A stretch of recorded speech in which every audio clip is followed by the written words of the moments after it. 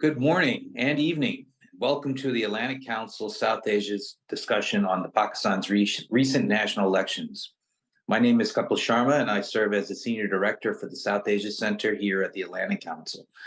South Asia Center serves as the focal point for the Atlantic Council's analysis of issues concerning the political, social, geographical, and cultural diversity of the region at the intersection of South Asia's and its geopolitics.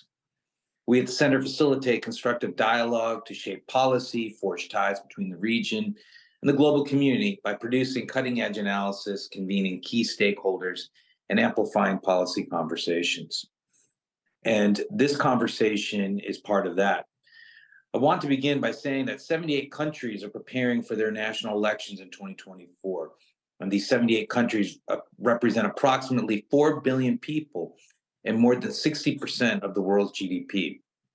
We are truly unlikely to see an election year like 2024 for another 24 years. But I believe it would take a lot to fall in place for such a significance for this to happen ever again. Within South Asia, we have India, Pakistan, Bangladesh, Sri Lanka, and they'll be hosting their elections, making it probably the most important year of elections in South Asian history. These four countries represent more than 550 million Muslims, and considering the geopolitical issues challenging the current global order, these elections matter. Bangladesh was the first national election of 2024, not only in South Asia, but globally as well. And to be frank, the Bangladesh elections went as expected. Prime Minister Sheikh Hasina was elected to her fourth successive turn in elections, even though it was marred by a boycott and low voter turnout. And effectively, it has turned Bangladesh into a single-party government. And I would encourage all of you who are listening today to visit our website to see our commentary and editorials on the Bangladesh elections. And as we know, the second national election in South Asia was Pakistan. Unlike Bangladesh, it had a few surprises. The PTI, led by imprisoned former Prime Minister Imran Khan, surprisingly outperformed expectations despite being barred from formally running. PTI-aligned independents gained significant support, especially from young voters, in an election marked by violence and communication disruptions.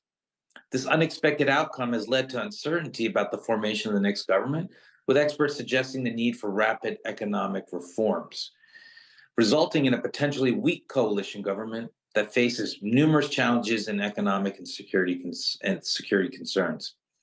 Late last week, our center's non-resident fellows, led by Uzair, contributed to what we call as an experts react to the elections, which touched upon very early data of the elections, regardless of who won, also spoke about the challenges the government will face. I again encourage you to visit our center's website to catch those early reactions, to see how we thought how the data was starting to play out. Today, our discussion, led by Uzair Younus, will dive deeper into the elections, from those elections react, and he has assembled what I consider to be an amazing panel. With that, Uzair, I hand it over to you to begin this very timely and important discussion. Thank you, Kapil, for that introduction. I will keep the introductions of our great panelists short, just so that we can dive into discussions. And as Kapil said, we ran the Experts React piece knowing full well that the results were not fully clear as of last Friday. Over the weekend, a lot more information has come out. The markets have reacted, business leaders have spoken, research reports are out. So we will try to use the next hour or so to tell you and tell apart the signal from the noise.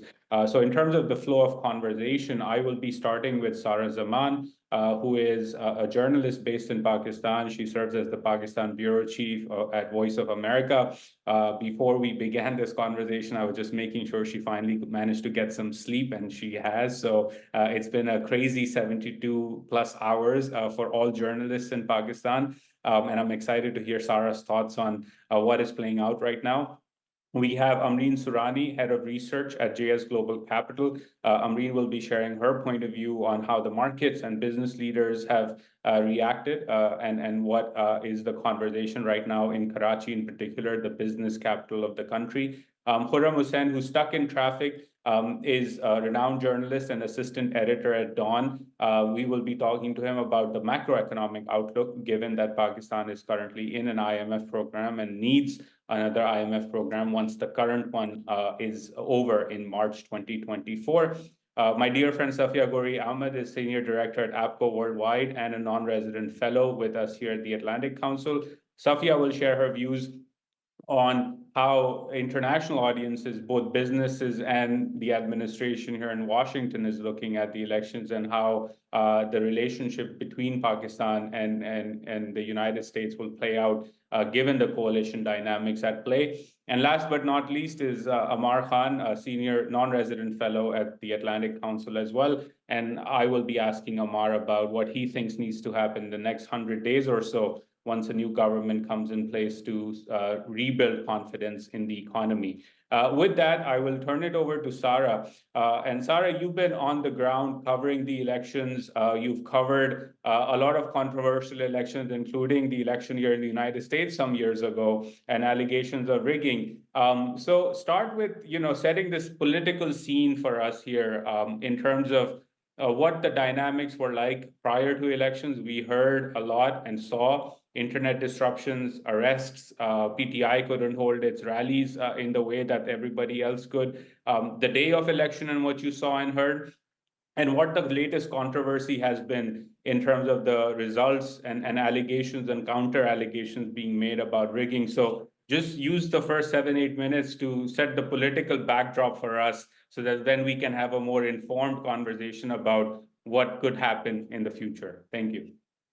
Thank you so much, Uzair. And I will try to summarize the last 2 years in about 6 minutes. And if I could give you a headline summary from what I have heard from observers that I have spoken to, the top line is it was just more of the same. As in, whatever has happened in past elections in Pakistan, we pretty much saw a repeat of that. This is what the observers have said. Basically, we would have to go back about 2 years because when Imran Khan was ousted in a vote of no confidence in April 2022, that is pretty much when this election campaign effectively began. And we saw Imran Khan take to the streets. We saw that his message really struck a note with the public. And the very public falling out he had with the military was, again, a message that really resonated with people. Something that we had not experienced in Pakistan prior to that was that when people would criticize the military, you wouldn't see such an open and public support for that message. A lot of times we would, even with our very objective, I would call them objective news stories, if they would be even the least bit critical of the military, people would really react very negatively to that. So that year, in 2022, we saw that change.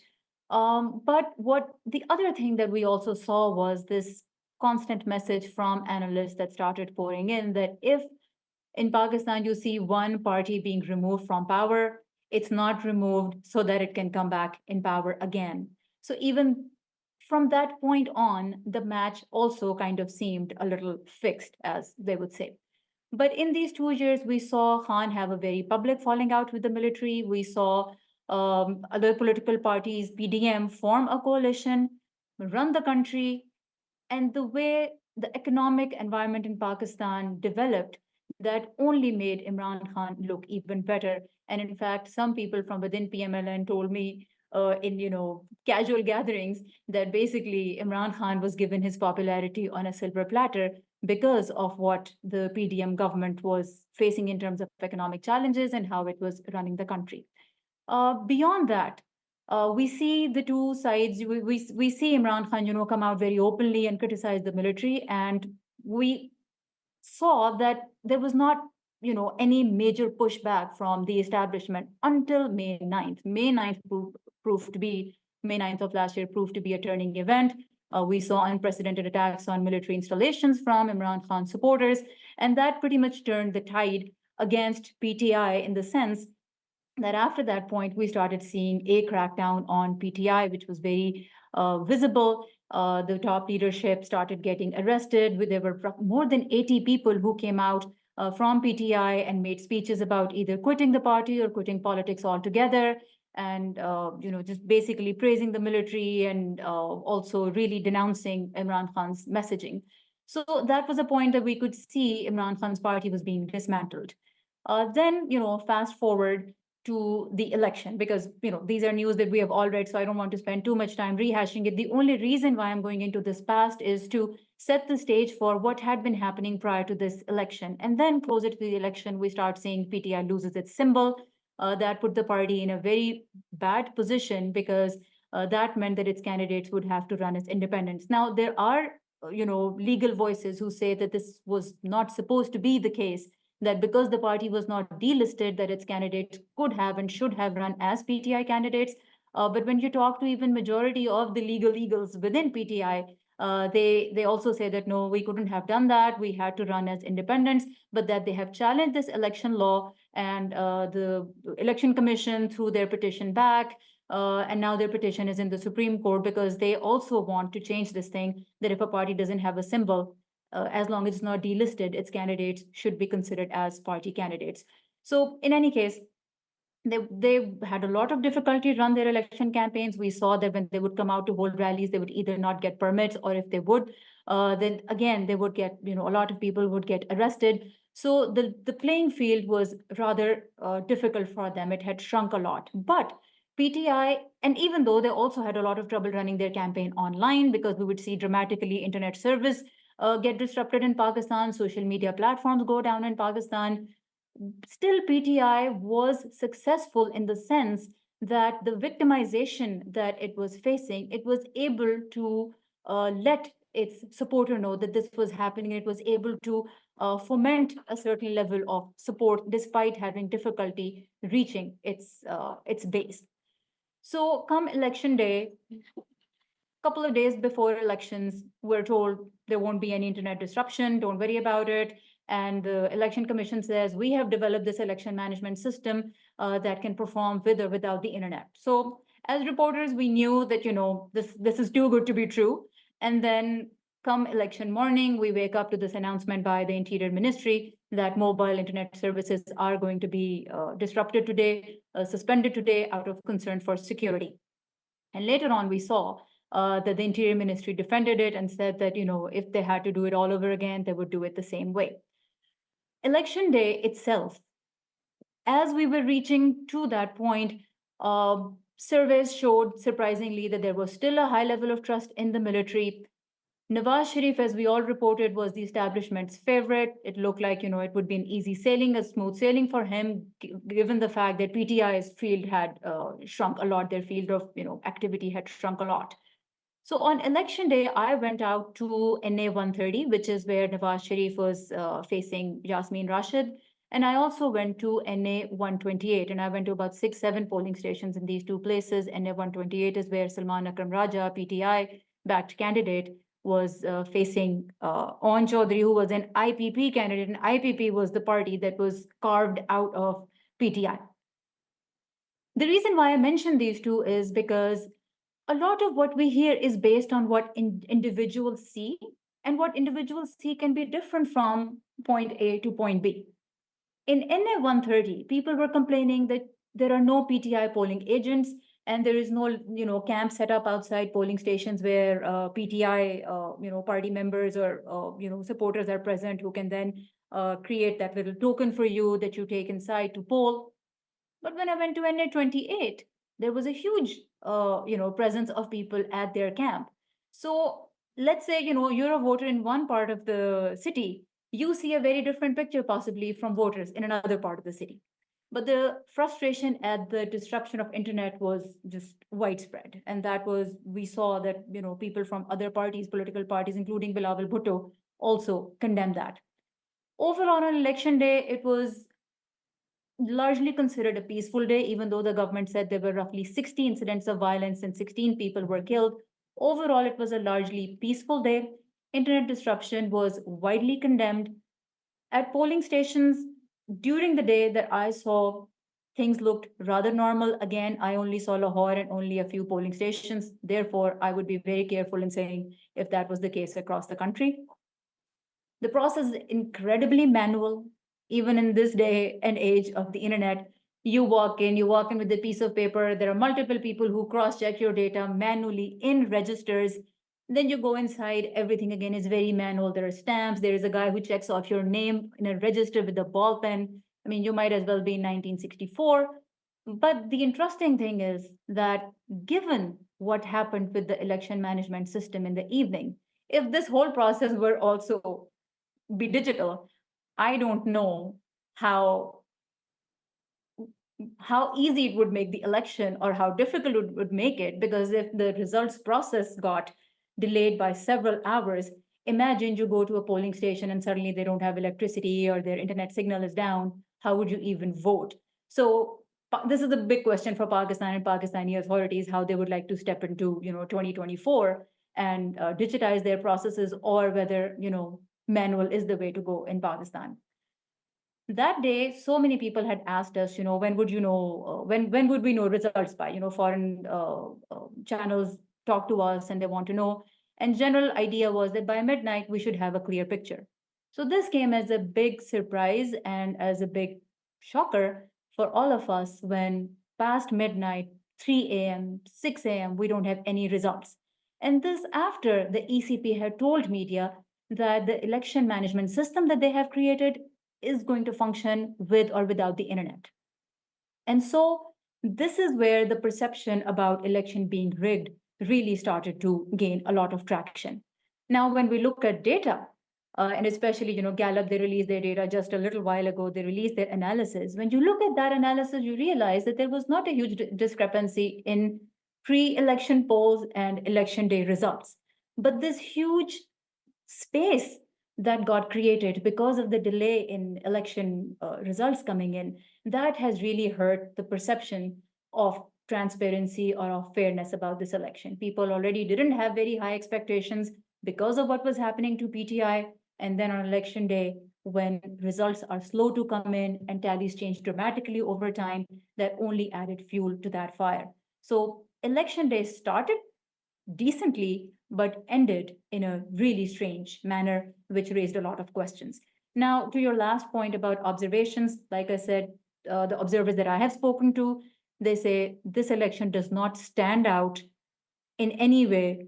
It doesn't stand out more than any of the other elections because voter turnout stayed pretty similar. It's about 47%. We have seen this range from 47 to about 51, 52% in previous elections.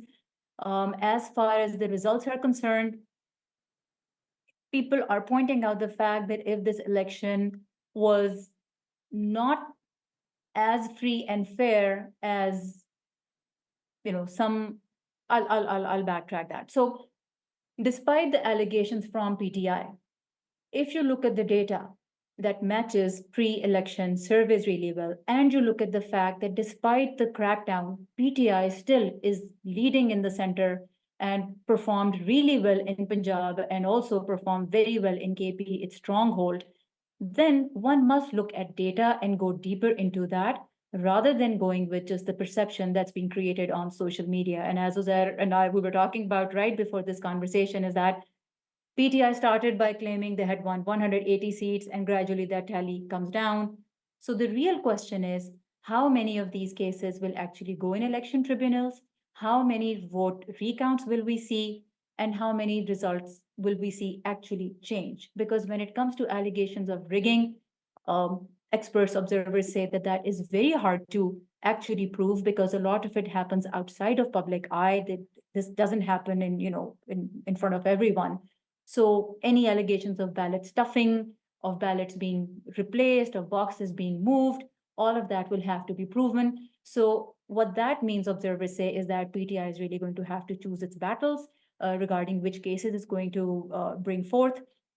And another thing is the hung parliament is what Pakistan right now has. This again is something that was expected.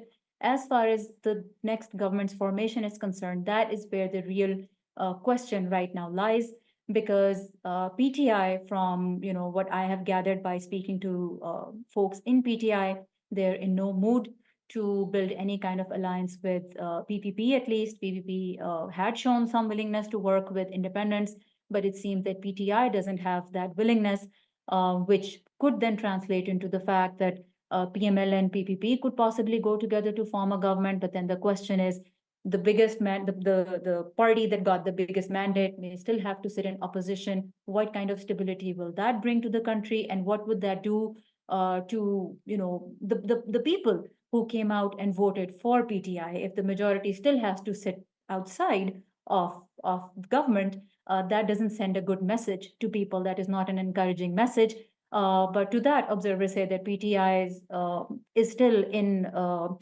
There's a long road ahead of them. It's still going to be a test of their perseverance, of their ability to keep their people, their voters mobilized, to keep their candidates together. That's going to be a big challenge for PTI because as these people are independents, they can be coerced, they can be convinced. We saw in Lahore that happened. A candidate who beat an old guard candidate of PMLN, then switched sides and went with PMLN. So this is a concern for PTI.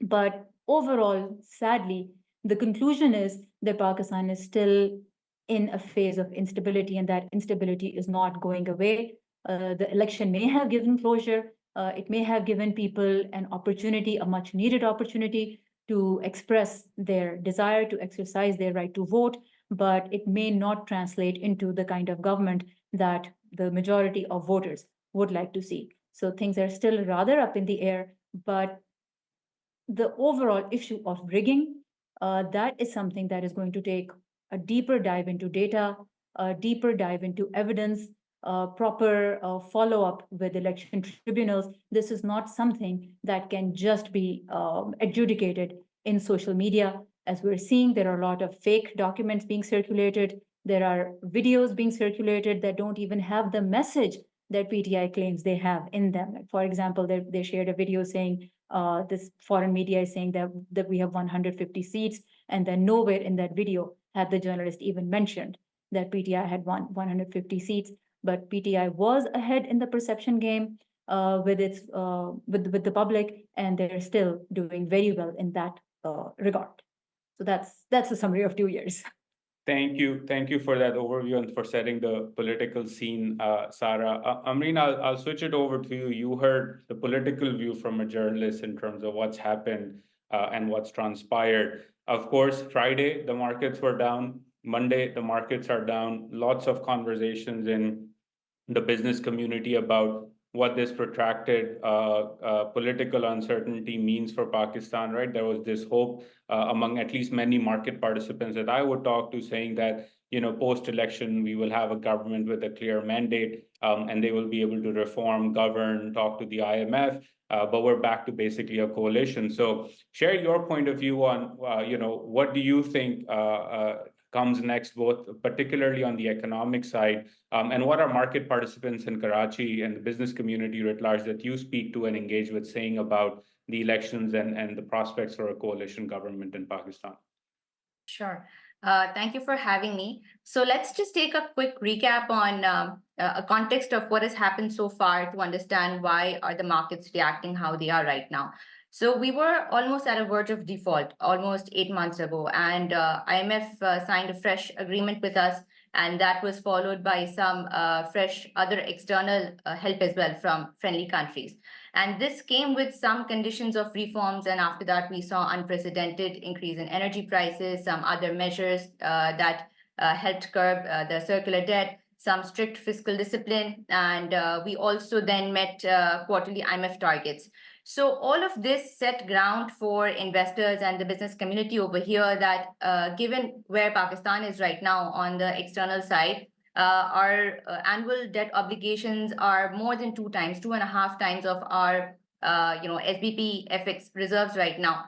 We don't have more options on our plate than to continue this trajectory. And we all were expecting that a smooth election process will be followed, and the new setup will continue to take these bitter pills, and these tough decisions will continue from here onwards. And a good amount of groundwork from the caretaker setup was also laid that led to these expectations.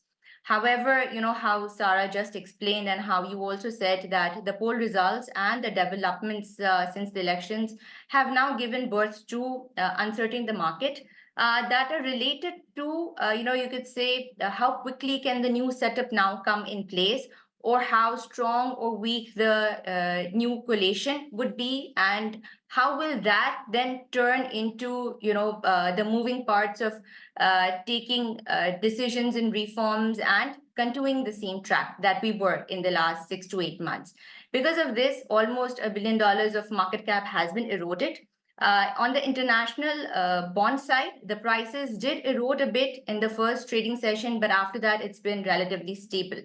When we speak to the business community over here now, what they see when they're investing is two key things. One, clarity on outlook, and two, how is the earnings profile, or how strong are earnings growth from here onwards, and are the valuations attractive enough? Has the situation changed in these two key points? So if we look at earnings growth, the PSX corporate profitability overall has been resilient to reforms taken so far. We've had a cumulative annual growth in double digit, not only in rupees, but also dollar based, despite the overall sharp rupee depreciation we've seen so far. So, the base case remains intact over there. Investors and business community still does not see any dent in earnings profile as such with the latest developments. In terms of clarity, yes, there is some, sentiments that have shaped, investor confidence. But we believe that it's not panic-led. It is more led by absence of fresh buyers, you could say. What investors are awaiting is an economic plan by the new government. We could say they're actually waiting for some names that could be, that would come in the front, that could lead to, very important portfolios such as finance ministry. And the base case is still intact, where investors are expecting a reform dividend via some market re-rating in the coming months. That remains intact for now. If we look at the economic stability from here onwards, I think looking at all of the permutations and combinations, there are a couple of scenarios that are very obvious. One could be that the new setup comes in with a clear roadmap, and a smooth, reform process continues from here onwards.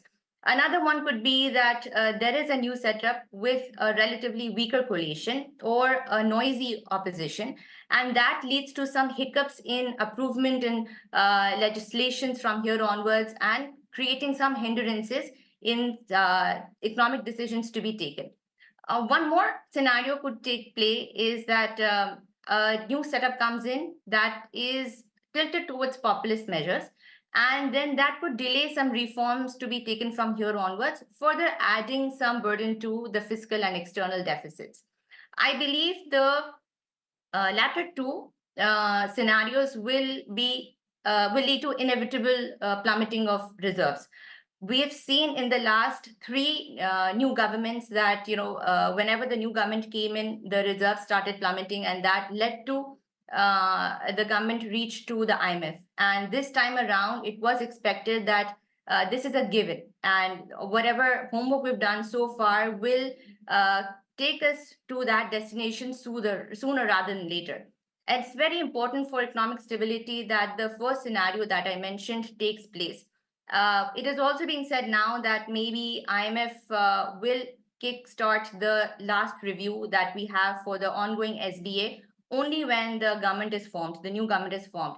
And with IMF being the seed of confidence for other external help as well, it is very important that the government is formed as soon as possible, and we have a clear economic map from here onwards. But in addition to that, I think the business community is also looking forward to fundamental improvement.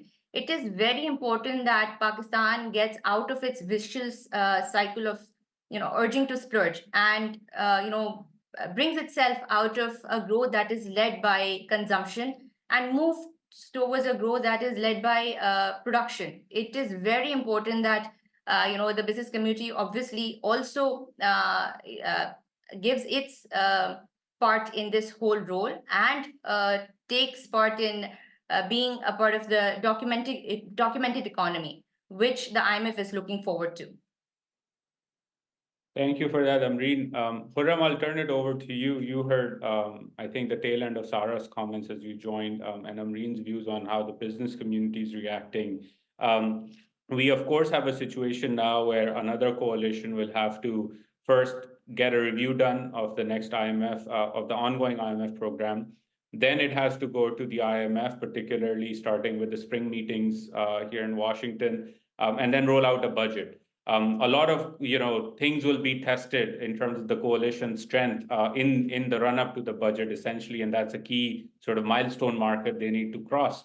From a macroeconomic point of view, how are you seeing things play out in the next 3 to 6 months in terms of another coalition, perhaps likely to be a PDM 2.0? Shahbaz Sharif is being floated as another contender. We don't know, maybe you know, and you can break the news to us of who the likely finance minister is going to be. Bilawal Bhutto Zardari, who will be a partner in a coalition or likely to be a partner in a coalition, in the run-up to elections clearly said that Mr. Ishaq Dar would be unacceptable to them at least, but we don't know who other candidates to that are. So what's top of mind for you in terms of what comes next for Pakistan's economy, which has been in this period of prolonged political and economic uncertainty, and now it seems like the elections perhaps will not bring an end to that uncertainty for the foreseeable future?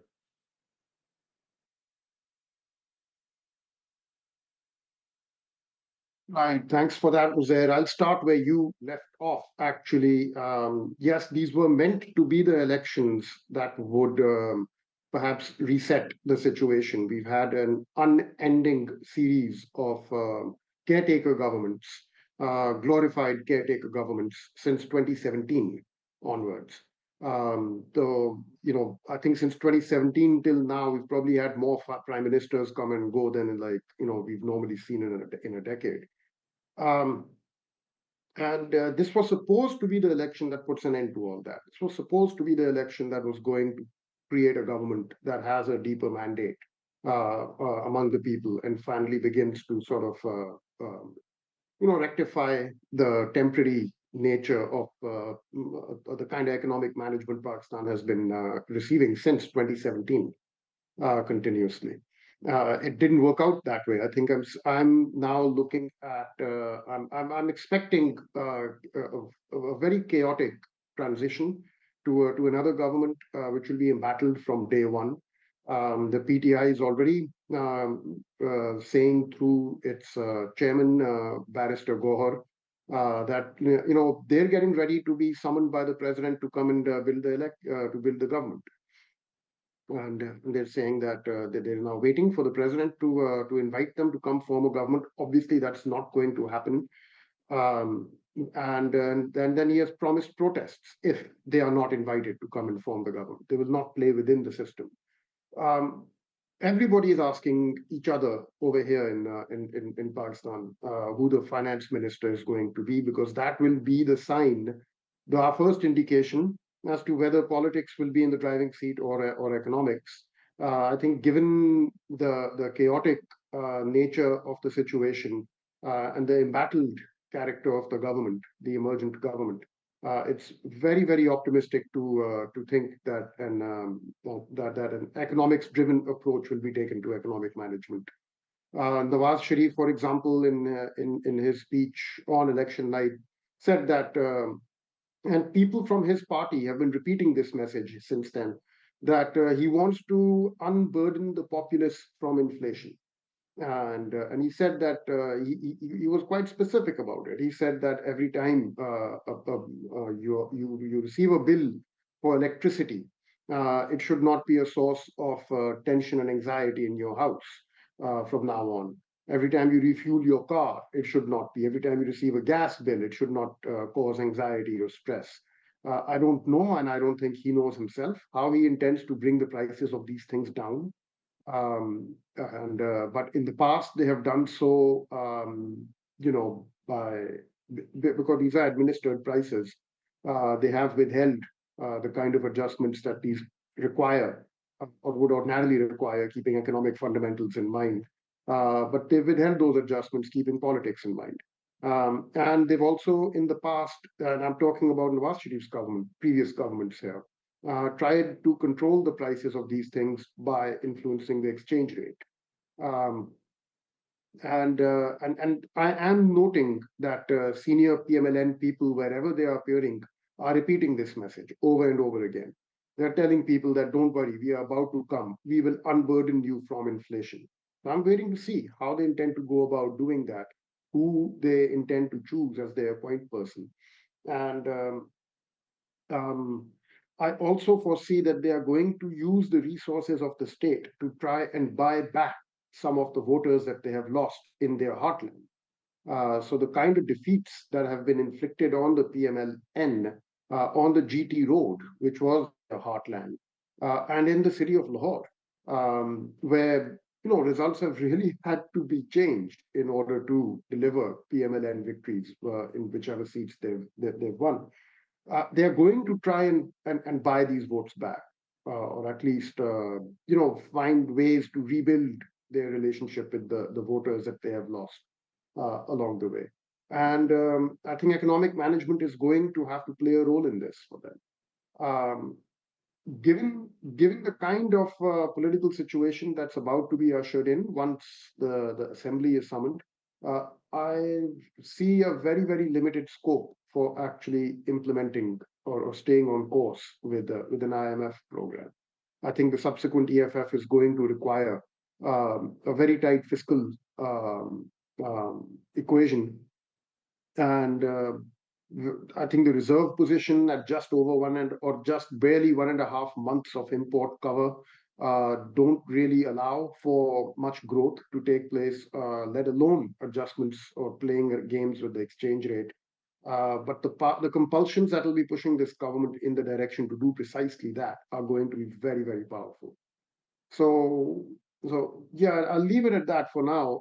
It's difficult to see right now how rational economic management, gets into the driving seat. Thank you for that overview, Khurram, and I'll circle back with you on a couple of follow-up questions once we go around the other two panelists. Safi, I'll turn it over to you. Of course, the last 2 years that Sarah sort of put the sort of backdrop on have also included the United States and the Biden administration and the regime change, quote unquote, argument that the PTI has pushed. The diaspora, Pakistani diaspora here in the United States, by and large, has contributed to the PTI's campaign. They've hired people to engage Washington, D.C., especially Congress. There have been statements. The State Department, among other powers in Europe, have put out statements about the electoral process as well. How do you see all of this play out from the point of view of the United States and the state of Pakistan's democracy, right? We saw even on the Bangladesh side, as Kapil said in his opening remarks, a one-party state, harsh statements from the United States, but nothing beyond that can be done. So what options does the Biden administration here, in your view, has in terms of the pressure it will get from the diaspora and the tools it has in its toolbox, given all that's going on in the world? So that's my first question to you. And then secondly, you also work with international companies, looking at Pakistan and invested in Pakistan. How are they reacting to the last couple of days post-elections in Pakistan? What's top of mind for them?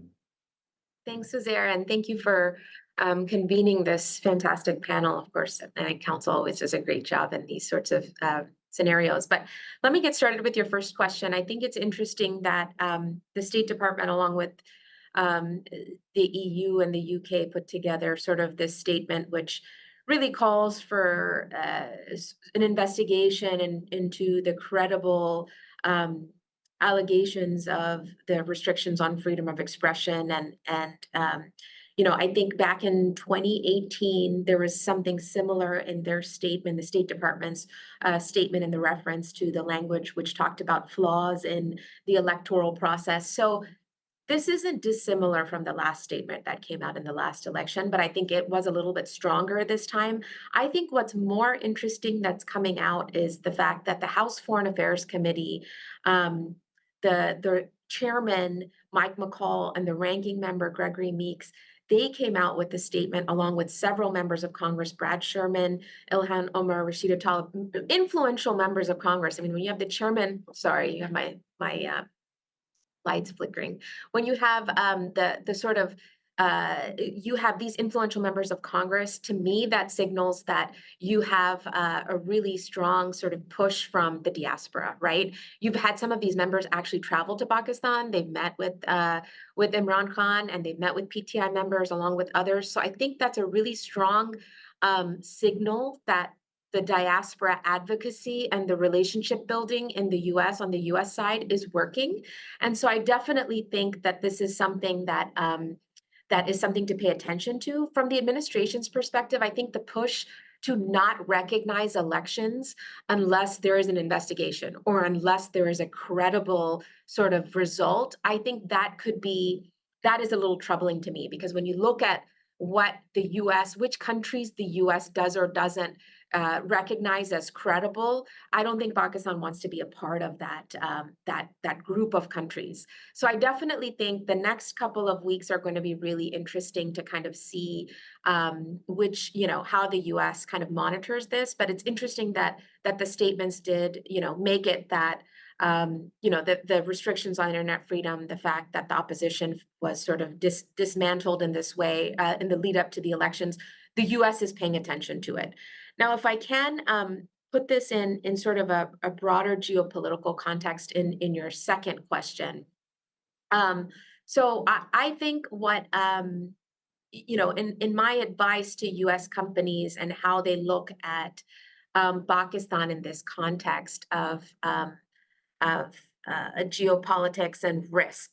If we zoom out a little bit and you look at the convergence of geopolitical risk that's happening right now globally, right now, US CEOs, executives are paying attention to a handful of things. They're paying attention to the Middle East crisis and the war right now, and how it'll impact the energy sector. They're paying attention to the Russia-Ukraine war and the inputs and outputs from that, and the sort of longstanding effects of the Russia-Ukraine war. They are paying attention to US-China tensions and how our own elections are going to impact tariffs, trade, and a handful of supply chain issues. So I think US CEOs and companies are actually, there's a convergence of unprecedented levels of risk right now that's on their mind. And so when you think about Pakistan in the context of that, the geopolitical instability from political events, from elections, from the economic crisis right now, I think that is really difficult for US investors to really get their heads around and really think about taking that additional level of risk when you put it in that broader geopolitical context and you zoom out a little bit. Now, having said that, I do want to talk about, for example, a few things that I think were a positive step forward. So for example, SIFC, this is something, the Special Investment Council that the government convened, which was an interagency council, apex committee that includes several bodies. So I have taken an investor to the SIFC, and I have to tell you, I was very skeptical in terms of how that would work.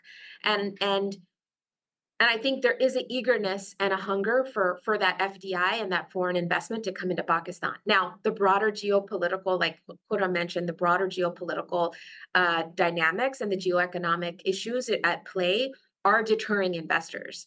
But I do think the sort of procedural steps that Pakistan has taken to draw those investments is in the right step. So I do think that that's an important role for Pakistan's economic development. As we look forward, I think there's a handful of factors where investors are going to be watching closely in the upcoming weeks and months. And Khurram touched on this a little bit: will this transition be orderly or chaotic? And I think I agree with Khurram. I think if it's going to be chaotic, I think that's something that investors who are already sourcing from Pakistan, in terms of the textile manufacturers, there are many, many US companies who sourced textiles from Pakistan. This is something that we've gotten questions about: is what is that transition going to look like? Is it going to be chaotic? Are supply chains going to be disrupted? Is the internet going to be disrupted? Is electricity going to be disrupted? Is manufacturing going to be impacted in that way? That's one thing. The second thing is, will the new government quickly establish that relationship with the IMF and enter into a new program? And so I think that also is something that Khurram touched on. And the third is, will inflation come down to manageable levels? And so those are really the key indicators that investors from the West and specifically from the US are going to be watching, and something that we'll be watching as well. I'll leave it there, Uzair. Thank you for that, Safia, because it's a great segue to Amar, because what I wanted to get from Amar basically is this thing, right? You mentioned this convergence of geopolitics, CEOs, executives sort of looking all over the world and seeing worsening indicators, worsening dynamics, which from a Pakistani point of view, if you get the transition right, you get the outlook story right, you get the scenarios that Amreen and Khurram were referring to right, not on the downside, but on the upside, you unlock a lot because everybody's looking for alternatives right now. So Amar, my question to you is, what would you like to see happen, right? If we were to sort of unlock a better than normal best case scenario, given the outlook and the uncertainty there, in the next 100 days, what would you like to see happen that really positions Pakistan in a way, okay, they're finally getting their act together, and despite all the political chaos and everything else, there's an opportunity here. What would you like to see happen? So let's just set some context here. I mean, our consumption, Pakistan is a consumption-oriented economy. As per latest numbers, 100% of the GDP is essentially consumption, which is largely financed by imports. And for those imports, you need dollars. And those dollars we essentially borrow because no FDI is coming in. So essentially, the whole economy needs to be retooled in a way that we produce more, and whatever we produce, that production essentially goes out for exports. So this is what needs to be done. And how do you produce more was the one factor that is critical for production. That's energy. You cannot produce more with expensive energy. Energy is the biggest problem, I say, that needs to be solved first before any of this can work out. If you want any kind of GDP growth greater than the population growth rate, we need to solve the energy problem, because once you've got affordable energy, only then you can produce more, and only then you can create more jobs. So the next 100 days, the first agenda item should be to resolve the energy crisis, figure out circular debt, settle those things, and just then essentially enable businesses to start producing from more competitive or affordable electricity prices. Because at these prices, at current price, it's simply impossible to, I would say, produce at a price that's competitive globally. So we do that first. Another thing that's always an issue is Pakistan is one of the highest tariff rates in the world in terms of imports. So if we compare Pakistan's tariffs, weighted average tariff to the rest of lower middle or middle income countries, Pakistan is among the top quartile. And if we take out a lot of the smaller countries, islands, etc., and Pakistan is probably among the top 5 or top 10 countries in terms of the highest tariffs. So that needs to be sorted as well. We cannot develop an export base with significantly higher tariffs, because a lot of exports are essentially driven by intermediate goods as intermediate raw material as well, which is imported. So, and as it has been said multiple times, that essentially import tariffs act like an export tax. You cannot have high import tariffs and expect your export base to grow as well. So that needs to change. Again, the whole structure of the economy has largely been tooled in a way that we will keep on consuming, and that consumption will be financed by either more remittances or more dollars, or someone somewhere is just going to give a bailout, and then we can just have another extension. I don't think that bailout is coming anymore, because the way population is growing, we need to achieve 4 to 5% of sustainable growth. At these levels, if we, let's assume the government does not want to retool the economy, we said, no, we're doing great, whatever we're doing. Just to get to 4.5 to 5% of growth, you would need an additional $15 to $17 billion to finance that level of import. Either that can come through borrowing, or that can come through FDI. We heard no one's really interested in FDI here, considering the overall macroeconomic scenario, or considering inflation, considering everything else. So we need to do some kind of internal reforms first before anything can happen. More importantly, we cannot continue running fiscal deficits in perpetuity.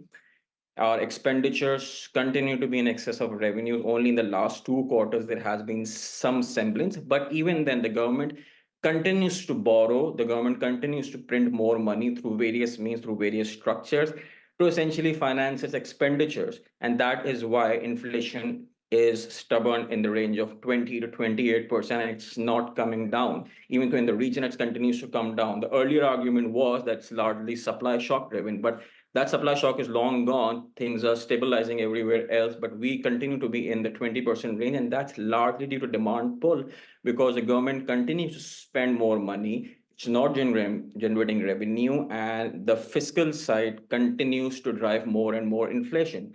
So that needs to be controlled as well. So if you've got 100 days, the first thing you got to solve for energy. You need to reduce overall expenditure. If you're not reducing expenditure because it's more sticky like that, need to increase revenue. A lot of room exists in terms of reforms in basically generating more revenue from the same number of establishments, particularly on the sales tax side. A bit of slightly more, I would say, stringent enforcement can generate a lot of alpha as well. So most of these things need to be done in the first 100 years to get some kind of macroeconomic stability. If we just go for more of the import-driven, dollar-driven, consumption-driven growth, then we will get one more year of growth, and then we're just going to crash again in 18 months. Thank you for that, Amar. I have a follow-on question first for you, Sarah, in terms of the politics and what happens in Islamabad in the coming days. Of course, one of the things, and Khurram talked about Nawaz's preference for populist measures, unburdening the masses. That's obviously going to be a question mark. But there are two sort of key points of departure historically between him and the military establishment. One is India, right? And the other is sort of, Afghanistan. In 2014, in the run-up to the APS terror attacks, there was still an appetite among Nawaz himself and the PMLN to talk to, much like the PTI later, to talk to the Taliban and find a path forward. And then India, of course, we have a long history and a lot of baggage there. In the current context of the way the coalition is shaping up, do you see any sort of shifts in Pakistan in terms of civilians' ability to shape or reshape or reconsider Pakistan's foreign policy, or do you expect this to be more of the same given the dynamics at play? See, history tells us that foreign policy in Pakistan is largely governed by the military establishment. And there is really no reason to see or to expect that is going to change dramatically now, especially if it's going to be a coalition government.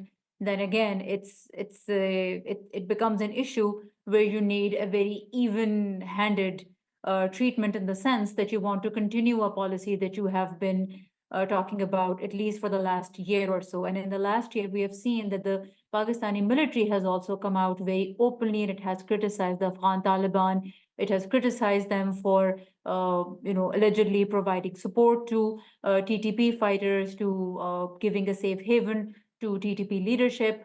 So this is something that this is the continuous messaging we have seen from the military. The same message has come from the caretaker setup. And given the fact that security has taken a huge hit in Pakistan's, particularly KP province, Khyber Pakhtunkhwa province, and also in Balochistan. So this is going to be a big challenge. So the observers that I've spoken to, they don't really expect a huge shift in terms of policy towards Afghanistan. If anything, it seems that because of the deteriorating security situation, this idea of taking a strong, hard line with Afghan Taliban, at least in public, is going to continue. As far as India is concerned, and that is a question that I think that is harder to answer, because we know historically Nawaz Sharif has he tends to support good relations with India and trade, and we also know that the general sentiment is that Pakistan needs to have robust trade with India to solve a lot of its economic problems. But when we talk to people within the diplomatic circles, their default answer is that this is whatever issues we have with India right now are because of the Kashmir issue, and unless India shows any willingness to discuss Kashmir with us, it's going to be very difficult for Pakistan to change the trajectory of relations. This is the default answer that I hear from the diplomatic community. And again, like most other countries, it's the career diplomats, it's the establishment that maintains a continuous policy and dictates policy with countries. And in case of countries like Pakistan, because governments are weak and they removed or have to leave power every few years, and your prime ministers never get to finish their term. So the stability in policy making a lot of times doesn't come from parliament, it comes from other circles. And in those circles, the Taliban problem with Afghanistan is center stage, and that is a relationship that is going through a period of revision, in the sense that pre-fall of Kabul, it was a bit different, and now we see very open criticism. But generally, people don't expect any of these relationships to change dramatically at all in the next year or so. Thank you for that. I'm mindful of time, so what I'll do is I'll pose my last question to all of you, and I'll sort of read out the order in which I would love for you to answer. Starting with Amreen, and going to Khurram, Ammar, Safia, and Sarah. What is your best case scenario for the next, let's say, 3 months in Pakistan, post assuming that the coalition process goes forward this week? What would you say is the most optimistic take on the political economy of the country? So starting with you, Amreen. So I will answer this with the angle of markets and economy. I think the best case scenario would be that as soon as possible, there is an assembly in place, and there is an elected prime minister with a relatively stronger coalition, if there is a coalition government, that is to happen. And whatever efforts taken place so far by the caretaker government, we've seen continues by the new setup as well. And this leads to the completion of the SBA, disbursement of the $1 billion. And by mid of April, after mid of April, we are in talks with IMF for a new program, so that all of our prospective inflows are uninterrupted from here onwards. And there is no dent on our central bank forex reserves, to avoid any kind of pressure on our home currency. This should all be wrapped up by the time that we are in the federal budget zone and the season, so that our economic plan for the next fiscal year and our targets from IMF under the new program are also clear to the business community and the capital markets. Thank you. I will change the order very quickly because I know Safia has a hard stop. So Safia, I'll go to you first and then come to Khurram. Thanks, Uzair. Just real quick, obviously, that in the next few months we get a strong coalition government in place. I think it's important for the independent candidates who have won to feel like they're a part of some sort of cohesive institution, just because it becomes very weak if they're all peeling off and they're not part of some sort of cohesive body. I do think that the caretaker has done a very good job in terms of some of the privatization efforts of, for example, the PIA and whatnot. I hope that continues. I think that's been a great effort in sort of showcasing how they're trying to sell off the liabilities and remove troubled assets. I think this sort of strong show that, look, we're trying to come together and build a government that's good for the Pakistani society and good for the economy, and establish these relationships and address these reforms as a, like as Khurram said, from an economic perspective, not from a political perspective, will send a really strong message to investors. Khurram? I'll echo what the preceding two speakers have said, Amreen and Safia. I think a really good outcome right now would be one that sees the PTI agree to play opposition within the system, rather than relaunch the scorched earth politics that we saw them wage in the aftermath of the vote of no confidence in April 2022. So, if the street agitations, the dharnas, the constant resignations from the assembly, and a bid to force large numbers of by-elections, a bid to impeach speakers of the assembly, whether provincial or national. In that time period, in 2022, we even saw at one point Parvez Elahi brought his people into the assembly, and they physically assaulted the speaker, if you remember that. That's how far they had taken their bid to disrupt the functioning of the system in order to force a new election. I think if they refrain from doing that, but go ahead and play all the opposition that they wish to within the parliament, which is where politics belongs, that will help the system sort of find its footing. And the other would be, I think I'll continue with what Safia also mentioned, that I think under the burden of necessity at this point, an opportunity has opened up where the government is in a position to do things that in the past previous governments have not been able to do.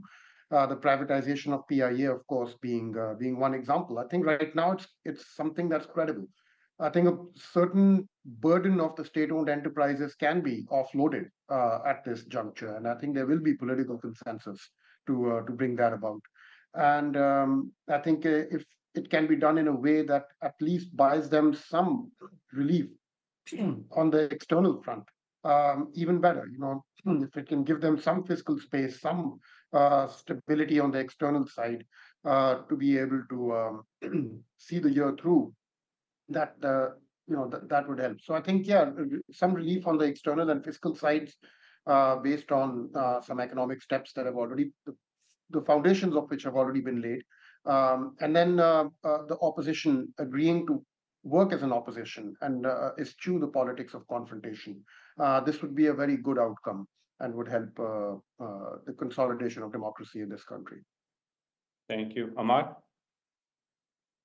I think everyone is pretty much echoed the same sentiments and comments. Just having a parliament which isn't hung, which actually is working towards some base level goals like macroeconomic stabilization, that would be a good start. And then as Ambreen said, we will hit the budget time, and then we can have some sort of a budget which actually more, I would say, people friendly rather than just it's just loaded with expenditure which don't really help people at all. So something on the lines of ensuring that the IMF program goes through, having a base level infrastructure and macroeconomic stabilization in place, and then eventually going towards the budget season.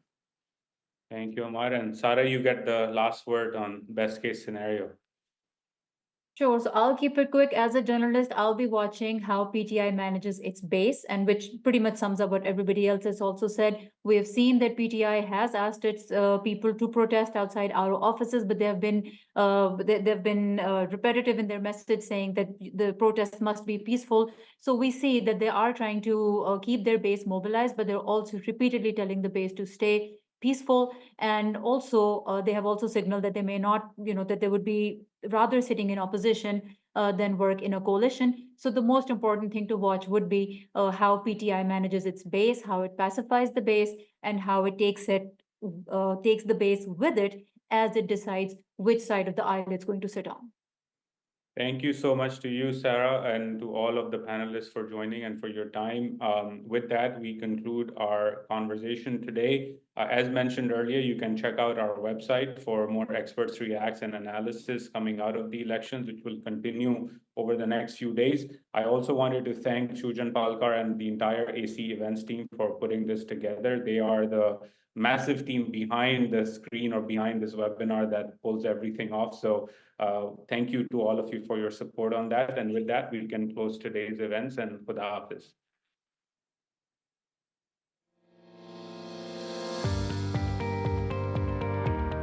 Thank you, guys.